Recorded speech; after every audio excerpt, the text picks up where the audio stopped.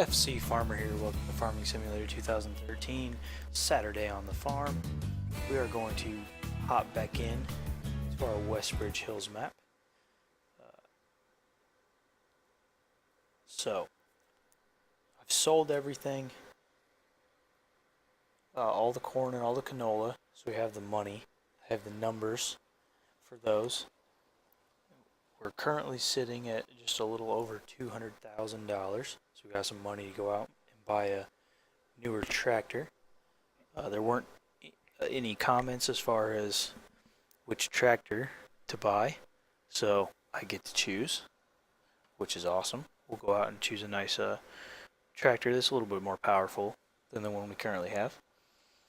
So as far as numbers, when we sold all of the canola from those two fields, we got about $59,000, almost $60,000 for it. And when we sold the corn, all the corn, we got about just under $50,000 for that. Now, the impressive part is we got almost $50,000 for the corn, which is not that much less than we got for the canola, and we didn't even fertilize it. So I was crunching some numbers afterwards because I'm trying to figure out which crops are most profitable. And unfertilized, the corn made me about $14,000 per hectare. So when I expanded those numbers out to what the yield would have been if I had fertilized, and including the estimated cost of the fertilizer, then we would have been making about $25,000 per hectare. So still a pretty considerable jump there. The canola, even fertilized, is about $20,000 per hectare. So based on that data, and again, the fertilized data for corn is still theoretical at this point because obviously I didn't fertilize that corn. But corn seems to be the more profitable of the two. Again, like I said in the last episode, it's not like it makes much difference because I'm going to continue to rotate these crops regardless. So, and based on some numbers, now I know what to expect from fields. How much seed it's going to take me to plant a field and all that. How much it's going to cost me to fertilize it approximately. And based on my fertilizer usage, yeah, it's going to cost me about $17,000 to $18,000 just to fertilize field 16, which was the corn field. And that is quite a substantial amount of money to fertilize. So this round, we're going to plant. Let's go ahead and pull up our big map. What we're going to plan on doing is planting corn. Last time we had barley on 5 and 6. We're going to plant corn on 5 and 6. And then we're going to we had canola before. Anyway, we're going to plant corn on 5 and 6. We're going to plant canola on 16. Canola, again, serving as our soybean substitute.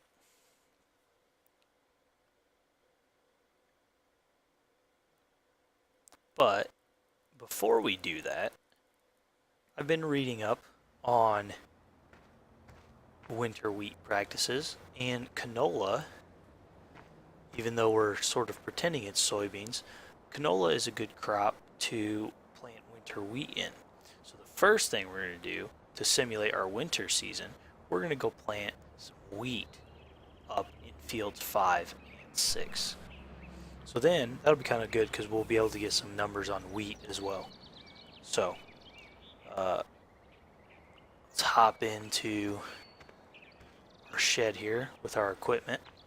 So what we're going to plan on doing today, because the seeder I have is not a direct planting seeder, we need to cultivate.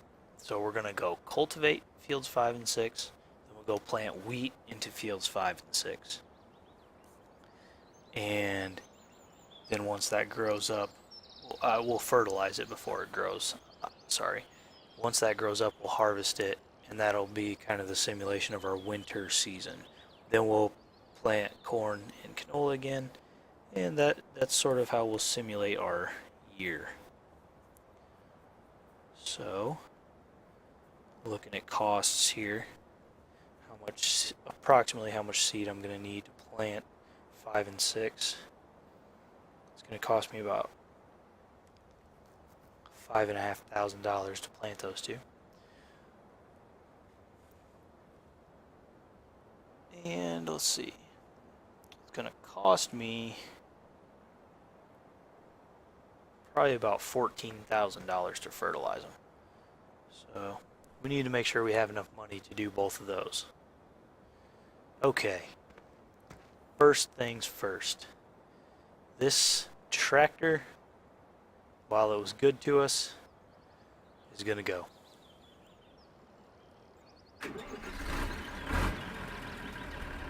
So, take it up to the shop and sell it. We're getting rid of this thing. It was a good tractor, did what we needed it to do, but here on Westbridge Hills, with all the hills, it's just not powerful enough. Carting grain, as we could see in the last episode, it's kind of hard with this tractor. You need something with a little bit more horsepower. This has 135 horsepower, so we're going to be looking for something in the 170 to 200 horsepower range. Probably. Now that's, as far as carting grain, you know, we're probably not going to be able to get a much bigger trailer if we only get a 170 horsepower tractor. That'll probably handle the trailer that we have now. It's not going to leave us much room to upgrade. It should be able to handle the equipment that we have right now pretty well. But again, not going to leave us a ton of room for upgrading. Okay. Hop out here, go sell it. Sell. $36,000. Alright. Sold. Alright, we've got about $250,000 to play with. I want to leave about $50,000 in my bank account. Just so that'll cover the cost of seeding and fertilizing the wheat. And then it'll leave me some extra money, which is always good. So, one thing I have done since the last episode is I have scoured the internet and done some work of my own and found more MR mods to use. So, we'll take a quick look through here. None of this is MR right here. Here we go. This starts the normal MR stuff, so none of this is really new. If we want to get above 135 horsepower though, we're going to get it up into some of these. That's only 142. I want that. 165. That's kind of low end. 193. That might be about in the area that we're looking for. But one thing I would like to do on this farm is start to really work in some not base game stuff. I know this stuff has been modded to work to be more realistic, but I really want some actual true mods. So these are still tractors from the base game, so I kind of want to get some mods in here. But that's a possibility at 120,000. For 130, you could go with the older Schluter and get 240 horsepower. But then if you spend 150, you can go all the way up to 263 in a pretty nice tractor there. Don't have enough to afford those. Now, one thing I might have to consider is this Case CVX 175. 112,000, 175 horsepower. Comparable to, it's a little more powerful than this, but a little more expensive. And a little less powerful than that, and a little less expensive. So, it kind of sits right there in the middle. But this would be an actual mod. And I know from using this in other save games that it's a pretty nice mod. So we could consider that. Got the Class Zerion. That's really pushing what I would want to spend. That's about 200, or that's about $10,000 more than I want to spend right now. But 379 horsepower, this is a pretty powerful tractor. We got the Schluter 1500. It's only 150 horse. That's not what we're looking for. Not going to go with any of the classics. Fendt, more expensive than we want to go. We got the John Deere 7280. We get 280 horsepower, which is pretty considerable for $172,000. Okay. So that's similar to that, but quite a bit more expensive. John Deere 6170. Now, I have used this mod in other ones. 170 horsepower for $76,000 basically is a pretty good deal. This is a pretty good mod. I really do like it. The only problem with it is you don't have the ability to attach any other front weights to it. It comes with its own built-on front weight, but you don't have the ability to put heavier weights on the front. So sometimes with some implements or trailers, that can be a little problematic. And since we're talking about going up hills, lots of weight on the tongue of the trailer when we're carting grain, I'm not sure that that's really a great one to go with. Here though, we got the John Deere 6210. 210 horsepower, $112,000. That, it also has the front attacher, so we could put whatever front weight or weight we want on the front. So that is a pretty tempting one, I do have to say. Just to show you what else we have in here, John Deere 8530. I've recently downloaded this one. It's got a few problems. I need to fix it up before we use it, but it's extremely powerful tractor. We're not going to get the Mercedes-Benz there. New Holland T7550, right around 200 horsepower, $121,000. Front attacher. That's another good mod that we could use. Okay, that one doesn't have a price or any information, so that's a little disturbing. Now this is another really great mod, the 8360. Obviously it's out of our price range, but 395 horsepower. That'll be something that we really want to get to eventually. New Holland T8420, 420 horse. Oh, yeah, I think it's got 420 horsepower with, that must be the engine. Either way, another real powerful tractor at $205,000. It's a little more than we want to spend. That's a little more than we need right now. I'm tempted to go ahead and get that and invest in it, since we're gonna be needing powerful tractors eventually. But at $200,000, that's pretty much all the money I want to spend. So I think what we're gonna go with is this John Deere 6210. Use this in other save games, and I really like it. And at $112,000, the price is pretty good. Okay, so now we have $138,000 left. I said I wanted to leave about $50,000, so that leaves us about $80,000 that we could spend. If I look here, we got a $150,000 loan. So we're going to want to get that loan down pretty soon. Hop into field management here, see what the fields look like as far as price goes. Fields I don't already own.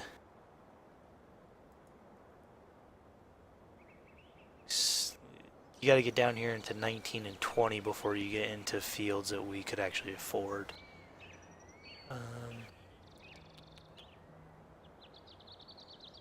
Yeah, and that's starting to get a little farther away from the farm on the opposite side of 5 and 6, so it's kind of going the wrong way for me. So I think we're not going to buy, I think we'll hold off on buying a field. So that makes me think, should I buy some more equipment, or should I pay off some of my loan? Since we're going to go seed some wheat, you know, if I could use a direct seeder and not have to cultivate, that would be pretty nice.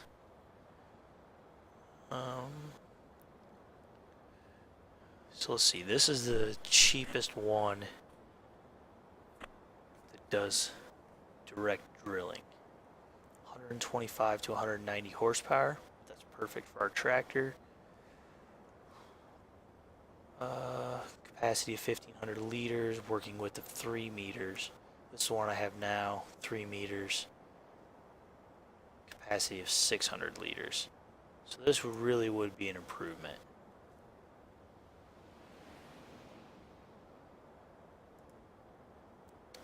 This one I have not used before,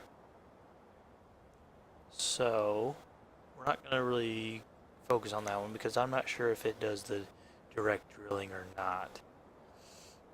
Beyond that, if we want to get something wider, we're looking up into here.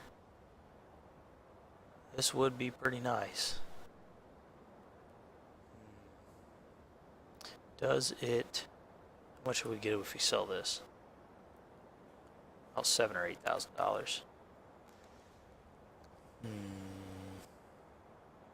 I know this one does direct drilling, and that is, we could get that. It's going to be pretty much all the money I want to spend, but an 8-meter working width, that's really gonna, but 220 to 310 horsepower. Man, well, that shoots down that idea. This one at $64,000, 140 to 200 horsepower. That's perfect for our tractor. I don't know whether it does the direct drilling or not, but even if it doesn't, we could use the cultivator. And it's going to double the working width that we have right now. I think this is what we're going to go with. Yep, that's what we're going to go with. Okay, so go ahead and buy that. And now we have a pull behind seeder. So with the pull behind seeders, you don't have to worry quite as much about how much weight it's putting on the back of your tractor. I mean, you're not actually lifting the entire weight of the seeder itself.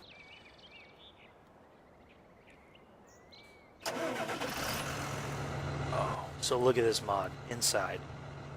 Pretty nice, clean, really looks good. You can open some doors, open the back windows. Really, I think that's about all you can do. You can open that door, obviously. Pull up the F1 menu. You got work lights, front and back work lights.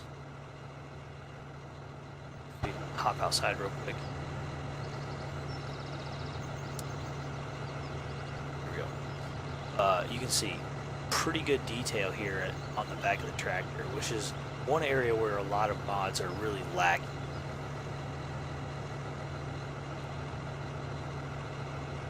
And some pretty good detail here on the front as well. So it's a pretty impressive mod. Like I said, this is one of my more favorite mods here. So go ahead and drive. And as we drive, what you'll notice, the gauges actually work, which is just such a nice touch. You know, that's something that's not necessary. It doesn't really take away from the game much if that you don't have that. But when you do have it, it just looks so cool. Okay. Now, one thing we need to do is figure out. I don't think there's anywhere in town that I can buy seeds from. means we have to go buy them from the farm.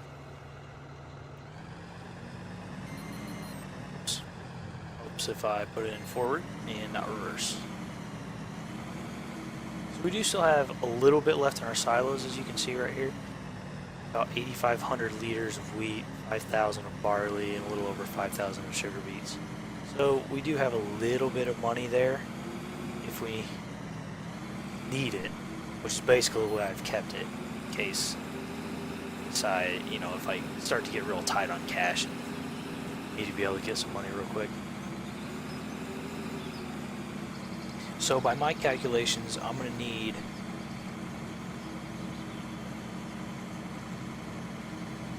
about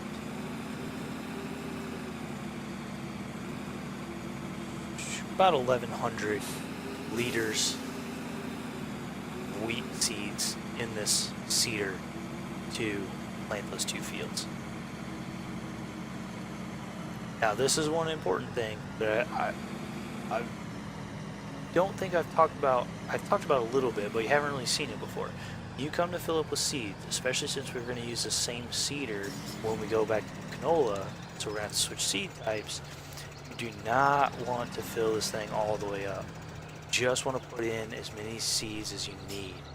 So we're going to put about 1,100 liters in here.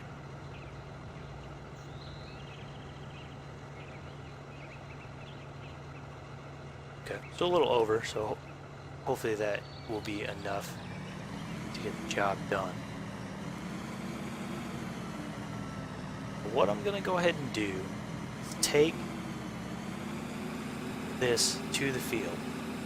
We're going to see if I can plant directly into the stubble, the canola, or if I need to cultivate first. Because honestly, I do not remember. Oh, come on, tractor. We're slowing down. Okay. That's the best way to get here. We're going to go all the way up to that road that goes by 5. I remember going down that windy road, it's going to get a little bit out of control. So the nice part with this seeder, we really don't have to worry about our front weight too much.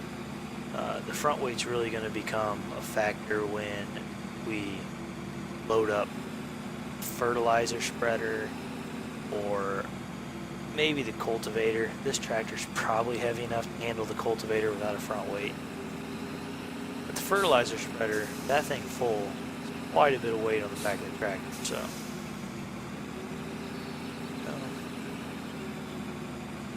Down this hill, on your field across the way.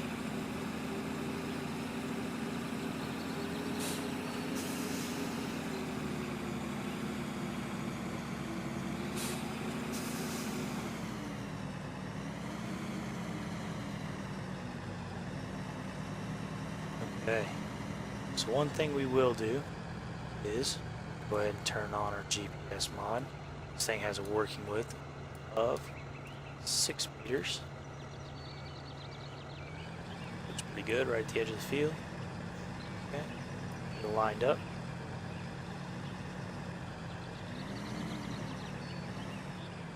Go ahead and unfold it. Write down some numbers here so that we track of it. So we will be planting wheat to field 6. I like to keep track of all these numbers so that I can really crunch some accurate numbers and get a good idea of what my profitability is. So we're starting with 1,152 liters of seed in this field. I already know how much the seeds cost, so it's easy to calculate cost from there. Let's see. Yep, lower it and turn it on. I don't worry about selecting the seed. Okay. So, lowered. It's on. Oh, yes. Okay, now we're going to get a nice working speed for this sower. and this tractor combo probably about 6 miles per hour. So we'll go ahead and try to get up there, push that in. Now this tractor really shouldn't have too much trouble pulling this sower at 6 miles per hour. I could probably pull it quite a bit faster than that. So here, the part of the more realistic engine that acts like the ES limiter really is helpful. Before, when we were harvesting, we could basically put the throttle to the max and we were really limited by how much crop we were harvesting, and that was really slowing down the combine. Here, that is not nearly as much of a problem. Okay. Hold on, back up. Now again, trying to play kind of realistically as possible, so I'm trying to stay within the confines of the field as we go around here. So,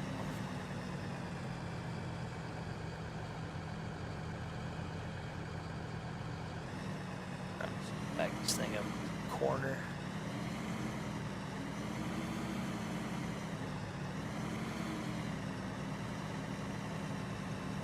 Alright, so we're going to go a little off the field here. That should do. Straight there. Okay. Now we don't have the GPS mod going this way, so we'll just have to keep our own eye on it.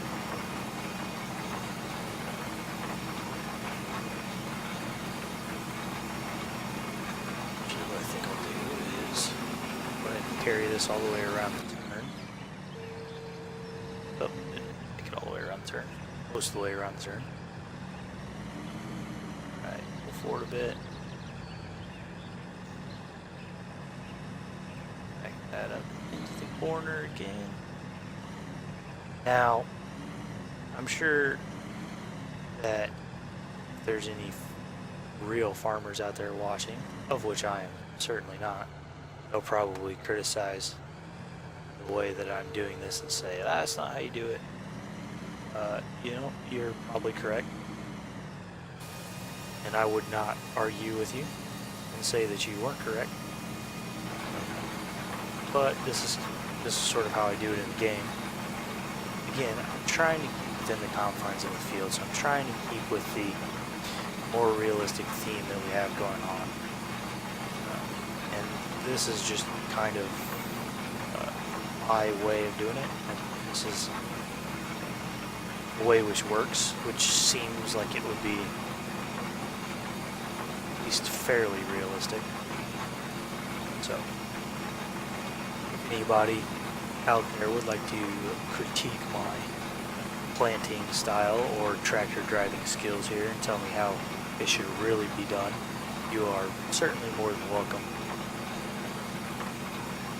Oh yeah, we got a direct seeder. Oh, this is so nice. We don't have to cultivate this field. Now, when I was doing my reading, it seems that when planting winter wheat, whenever you can, it really is preferable to plant directly into the stubble of its previous crop.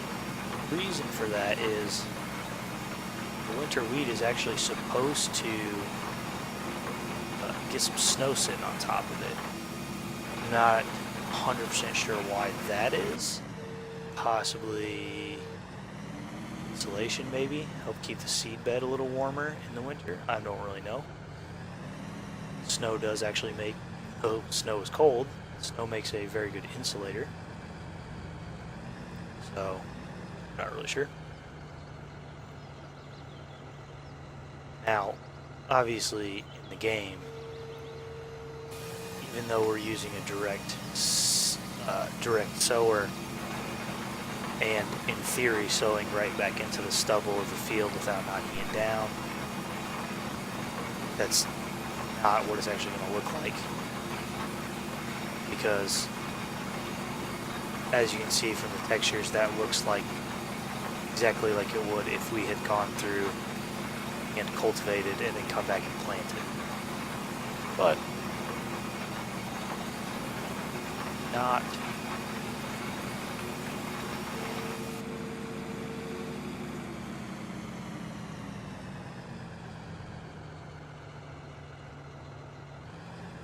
a big deal there. You know, they can't perfectly simulate everything when they make this game. So we have to use our imaginations a little bit. So we'll just pretend that most of the stubble from this canola is actually still standing. We're planting this wheat directly into the stubble.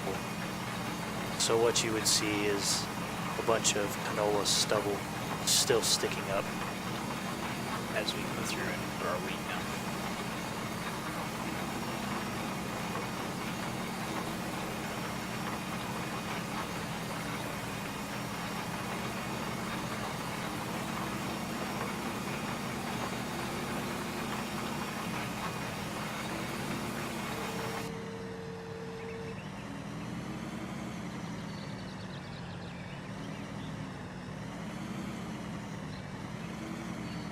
Alright, now I'm going to do something a little weird here. I missed back in this corner. And also missed a little spot there. Go ahead and put it down here. Make sure we hit those. I'm just going to make my field look really weird. Oh well. So I think 3 passes along the head of this field should give us enough room to work.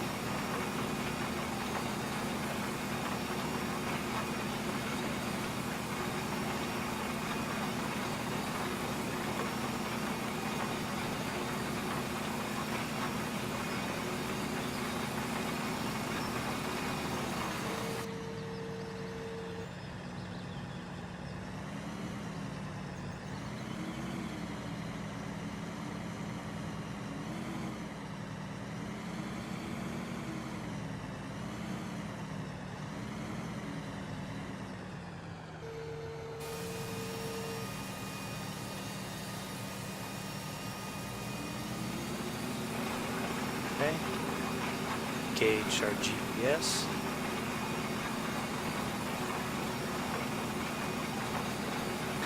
Getting the field set up the way you want it is the hardest part. You know, once I get the headlands done, then it's basically just driving up and down the field. So what I'll do, since we've had some episodes where we kind of cut out while I was doing stuff, I'm going to go ahead and run this episode to about, I don't know, 35-40 minutes. Just let you guys see me plant here. Go do the exact same thing on the other field. That's going to end up being off screen. I'll plant here until I get to about 35-40 minutes of episode length. Then I'll cut the episode and I'll do the rest off screen. So when we come back for the next episode, I'll have these 2 planted. Boy, then we'll have to decide what to do, huh? Probably have to wait for this winter wheat to grow up. So I may come back when it's fully grown. Because right now, we don't have any animals. There's not a whole lot to do. Unless we do some mowing missions. So maybe I'll, well, but you've seen the mowing missions. But what I'll probably do is just finish up the planting off screen and bring you guys back in when this winter wheat has grown up and is ready for harvesting. It's like probably about the best bet. You know, while this may not make for must-see internet TV, this is what Farming Simulator is. I mean, just what it is. You drive tractors up and down the field. So if you don't really like me driving tractors up and down the field, you're probably watching the wrong thing. So I want to try to get as much of this on screen as I can, and let you guys see this is what the game is about. And of course, I really want to use this series to really teach people about the more realistic mod, what its features are, what you can and can't do with it. There I had my throttle to the max. I was only getting up to about 4 miles per hour, so going uphill there, seating, we finally really started to put a strain on the tractor, so awesome. This tractor does have a little bit more horsepower than even the maximum recommendation for the seeder, but going uphill, those recommendations really are meant for flat ground. And one thing, this is obviously a direct seeder. I would have to go look at the XML file for the specific one, but I'm guessing there is a feature that in the more realistic engine which decreases the resistance. Implement is being put on, what's being put on the implement by the ground if the ground is cultivated or I think plowed first. It usually decreases it by about 30 to 40%. So if you cultivate the ground first, you'll have a much easier time pulling the implement through it. Now, like I said, I don't know if this specific implement has that code written into it. I would guess it does, since this has the direct seeding capability. I would think that would be included in it. If I had edited this mod, I would definitely include it in it. Obviously, pulling through stubble and all the roots and everything is going to be much harder than pulling through a cultivated field where you've already broken up all the roots. So, definitely seems like a feature that you would want to put in something like this. So, there, just skipping a lane because it made my turn easier. Nice part about with this GPS mod, and this is a more realistic, compatible version of the GPS mod.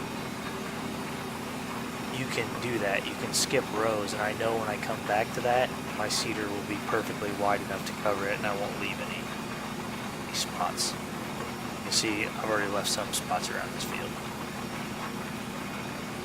from my excellent tractor driving skills.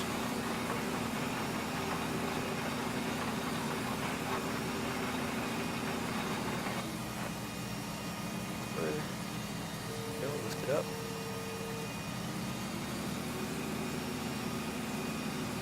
I think what we'll do is probably skip another row. And when we come back, we don't have to worry about making that real tight turn to get right in the next row. We can just keep on skipping.